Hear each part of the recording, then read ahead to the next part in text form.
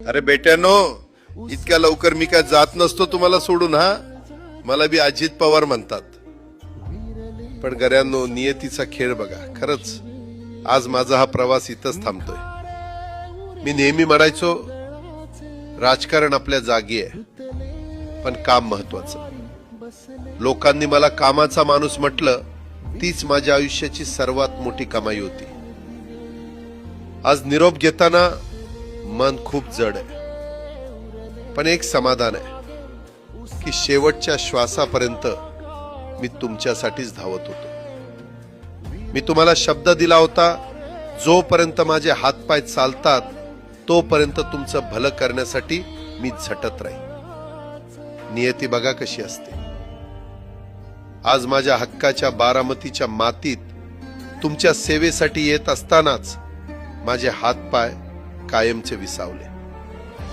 पण मला अभिमान वाटतोय की मी रिकाम्या हाताने नाही, तर तुमच्या कामाची फाईल छातीशी धरूनच या जगाचा निरोप घेतोय.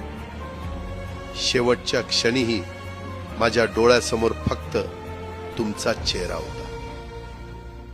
माझा स्वभाव थोडा रोखठोक होता.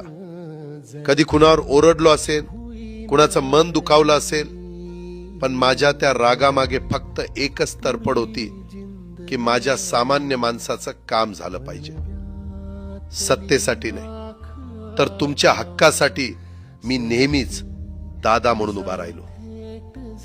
आता मी निरोप घेतोय, पण महाराष्ट्र थांबता कामा नये.